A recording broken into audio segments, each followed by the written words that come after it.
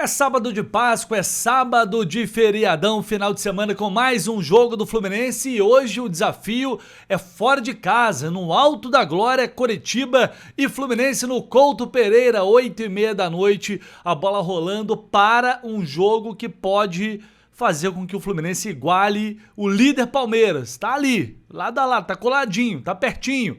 Vencer fora de casa, para quem quer ser campeão, é fundamental, não tem jeito, a campanha em casa é espetacular, mas tem também que ganhar fora. E hoje o objetivo, sem dúvida alguma, é esse, no confronto que antecede a estreia da Copa Libertadores. Vem comigo que eu vou te contar todas as notícias, a provável escalação e absolutamente tudo de Coritiba e Fluminense agora no nosso pré-jogo.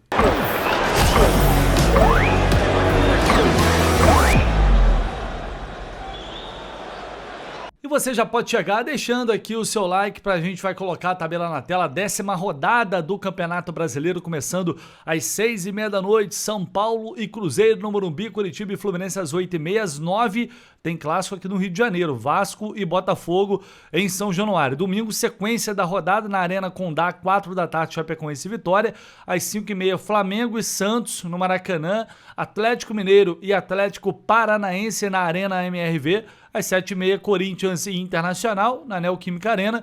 Também 7h30, Bahia e Palmeiras, na Arena Fonte Nova. Às 8h, Mirassol e Bragantino. E na Arena do Grêmio, às 8h30 da noite. Fechando aí, portanto, a 10ª rodada, Grêmio e Remo. Essa é a 10ª rodada do Brasileirão. Bom, o Fluminense pode chegar também a 22 pontos na rodada.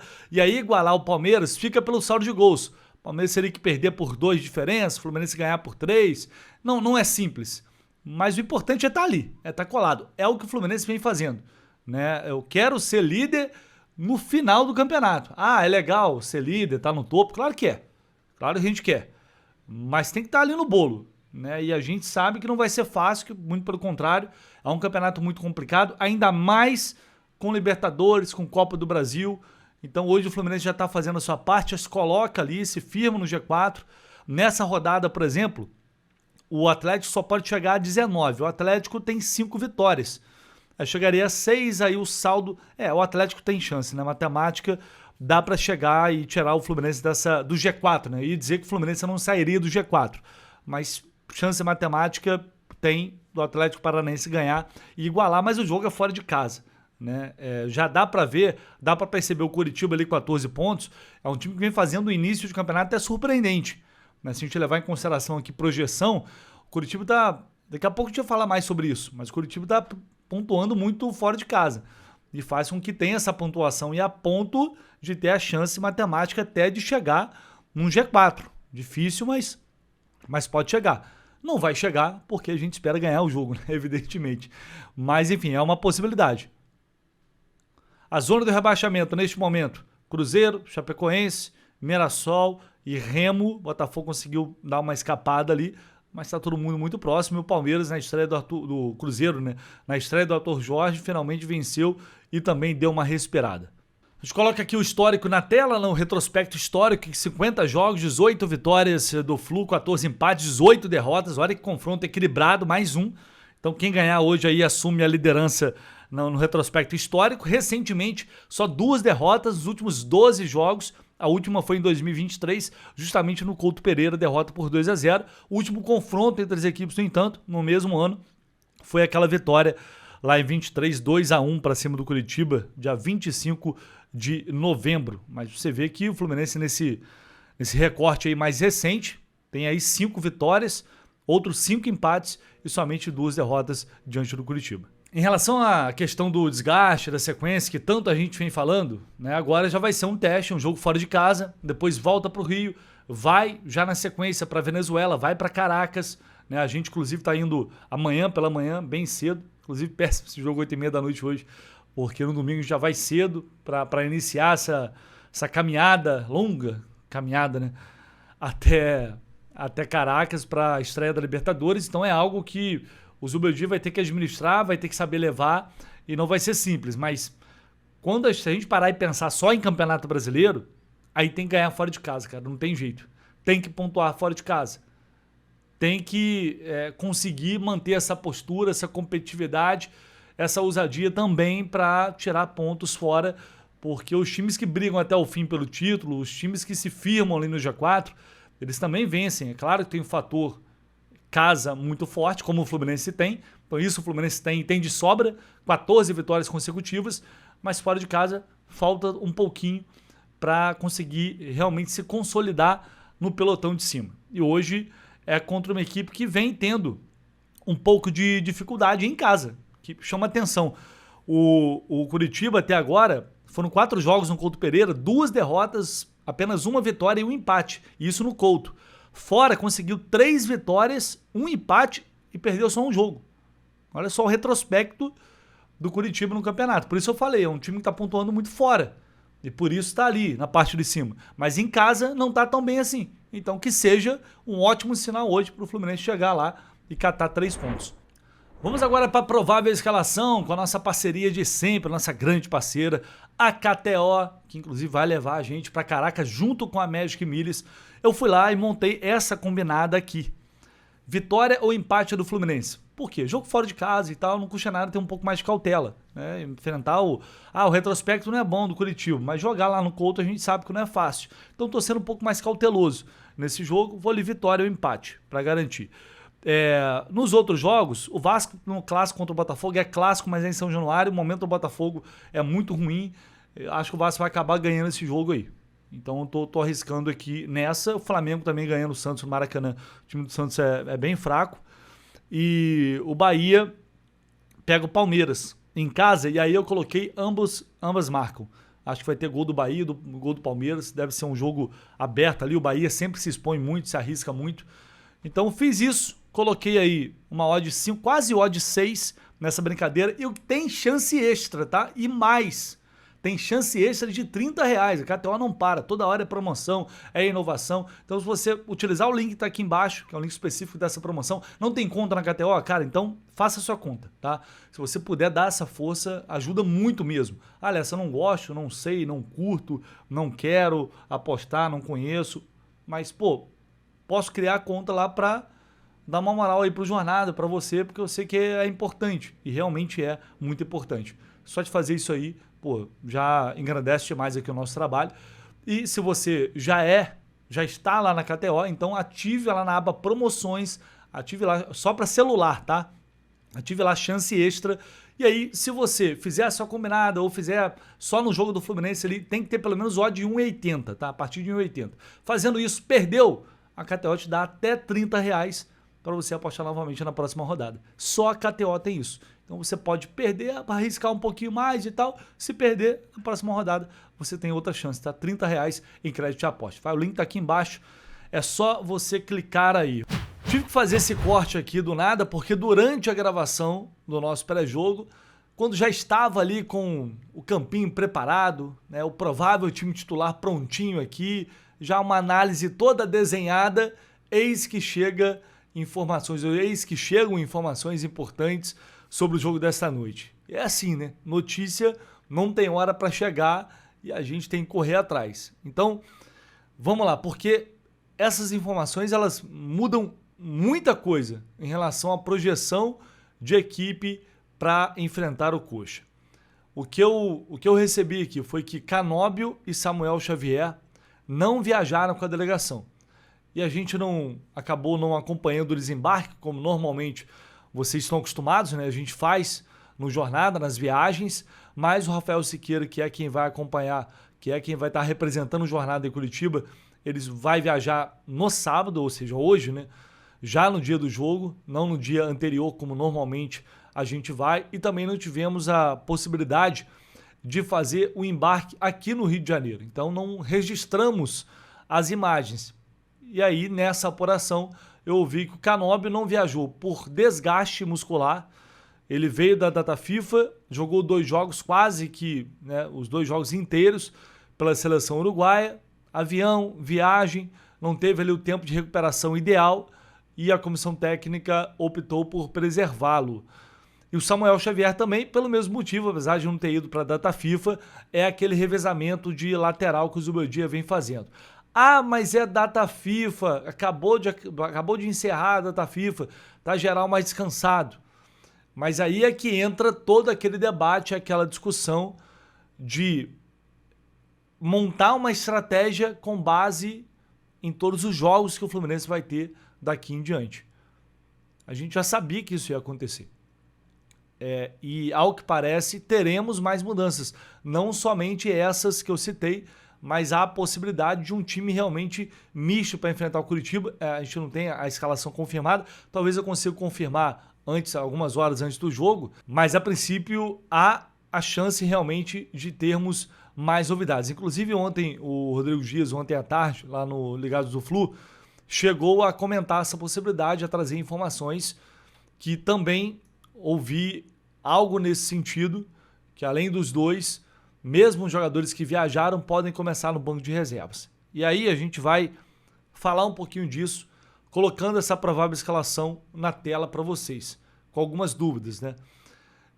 O time deve ir a campo, portanto, com Fábio, Guga, James ou Ignácio. O James pode ser um dos poupados também. Freitas e Arana na lateral esquerda. É o revezamento que o Zubeldia vem fazendo. René, Arana, Arana, René. Pode ser que o Arana também comece esse jogo. Com Hércules e Martinelli até aí o meio de campo titular. Ganso ou Soteldo? Por que isso? Bom, sem Canóbio, Serna titular, né? Quanto a isso não tem debate. Aí seria Serna Savarino, John Kennedy ou Castillo. Castillo também tem chance de começar jogando. Por que Soteldo ou Ganso? Porque ele pode optar por puxar o Savarino para o meio, como já era uma possibilidade, né, antes, para o lugar do Acosta, que está suspenso, e aí o Soteldo entra na ponta. Você tem dois jogadores rápidos, jogador de 1 contra 1 também, e o Savarino responsável por essa armação das jogadas. Ou ele pode começar com Paulo Henrique e Ganso, Savarino de um lado, Serna do outro, e mais o centroavante John Kennedy ou Castillo. Bom, aí o Zubeldia vai ter que pesar porque ele tem dois caminhos aí. Priorizar quem tem entrado melhor nos jogos, e aí para mim não tem dúvida em relação à escalação, a realidade é essa. O Ganso vem entrando nas partidas, muito mais porque é o Ganso, mas ele tem acrescentado pouco na minha visão, quando entra. Até porque em alguns cenários que não favorece ele muito o jogo dele. O Soteldo tem entrado constantemente bem. Inclusive, jogar o terceiro gol contra o Corinthians é do próprio Soteldo. Serna nem se fala. A atuação de gala que ele teve na última partida. E o Savarino a gente sabe que pode executar muito bem essa função do Lúcio Acosta, mesmo sendo jogadores ali diferentes. Ou o Zubeldia pode optar por uma gestão de grupo, a famosa gestão de elenco. Porque sabe que tem um cara como o Ganso no banco o tempo todo, e aí quando não joga o Acosta, que em tese é o cara, né, qual ele tá no banco de reservas, aí ele percebe que, pô, eu não sou nem o reserva, eu sou o terceiro reserva. E jogador como ele, e o Zubeldia se preocupa muito com isso, né? Ele já deu diversos sinais nesse sentido, que ele se preocupa com essa gestão de grupo, gestão de elenco. Então, enfim, são os dois caminhos que ele pode escolher para esse jogo. Hoje, olhando para os jogadores, por desempenho apenas por desempenho, eu escalaria o time com Savarino, com Soteldo, com Serna e um centroavante. Mas pode ser que venha Ganso, ele vai optar por ter um armador mais clássico, um cara que vai dar mais controle, vai reter um pouco mais a bola, que vai, enfim, né? A gente sabe muito bem como o Ganso joga. São duas possibilidades que o Zubeldia vai poder explorar diante desse Curitiba, que a gente não sabe como vai vir também, porque é um time que, como já falamos, ganhou mais fora de casa do que em casa. Então, dentro de casa, precisando fazer mais pontos jogando no Couto Pereira, o Curitiba vai tentar surpreender o Fluminense, vai sair mais para o jogo. A gente já viu como o Fluminense também pode machucar na transição, jogando em contra-ataque. Foi assim que fez os 2 primeiros gols contra o Corinthians. Então é uma equipe que tem condições de jogar dos dois jeitos. Se o Curitiba resolver marcar mais em bloco baixo, dar a bola para o Fluminense vai ter que tentar, de uma forma ou de outra, machucar, mesmo sabendo que é complicado furar a retranca do adversário. Se for essa a proposta do Curitiba para tentar jogar no contra-ataque. Mas o Fluminense tem jogadores qualificados para jogar dessa forma, já vimos em outras situações. Se o Curitiba sair um pouco mais para o jogo, der espaço, vai ter o Serna na velocidade, vai ter, se jogar o Soteldo por um lado, ou o próprio Savarino, vai ter um time com condições também de fazer esse jogo de transição, de buscar as costas dos laterais do sistema defensivo e explorar possíveis espaços que venham a surgir. Então depende muito também de como vai ser a postura do Zubeldia, dele também, mas o Curitiba, certamente ele estudou muito bem como o Curitiba vem se comportando nos jogos no Couto Pereira. Vamos ver qual vai ser a escalação, a decisão final, se realmente terão todas essas mudanças ou se no fim das contas o Zubeldia vai ser um pouco mais cauteloso e manter a base, mas eu acho que ele está pensando não só na estreia da Libertadores, não, em toda essa sequência que ele vai ter pela frente, em administrar para que ele possa ter os jogadores inteiros competindo em alto nível, mantendo ali o nível da equipe. Quem vai jogar hoje é Freitas, que fez um bom jogo contra o Corinthians. Ele falou à Flu TV após o treino desta sexta no CT Cláudio Castilho. Bora ver o que ele disse. No, bueno, como vos lo decís, nosotros hoy estamos en un equipo que está jugando bien, tanto aspecto defensivo como en ofensivo, y la verdad que nosotros queremos salir a ganar en todos lados, sea de local, sea de visitante.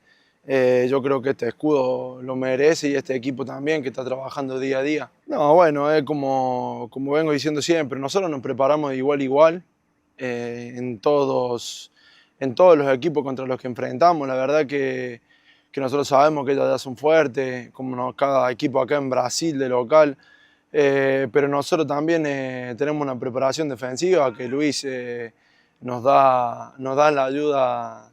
Nos da la ayuda, nos marca los movimientos de ellos.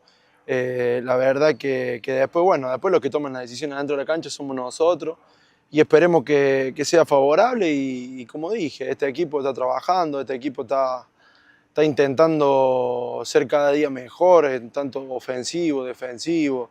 Yo creo que poco a poco lo vamos logrando, creo que podemos seguir evoluyendo mucho más.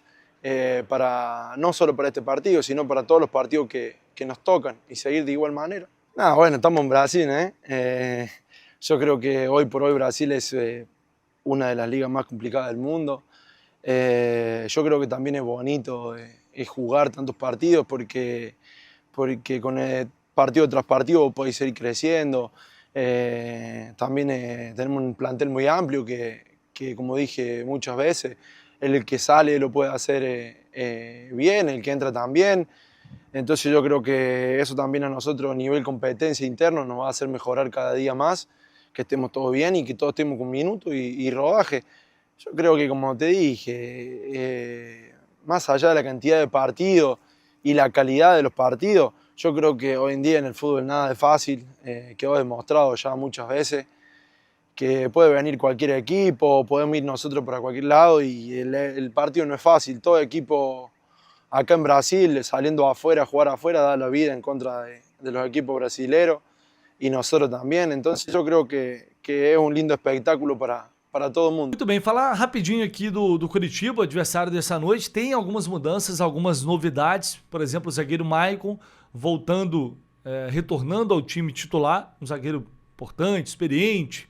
O zagueiro Maicon está de volta, mas ele tem algumas dúvidas. O Fernando Seabra, que é o técnico do Curitiba, ainda tem dúvidas em relação à utilização do Alisson, que é um jogador importante, volante, e também do atacante Breno Lopes. O Maicon estava suspenso contra o Vasco, volta agora, portanto, e o Alisson estava com um problema muscular, parece estar recuperado, e se for esse o caso, ele volta ao time.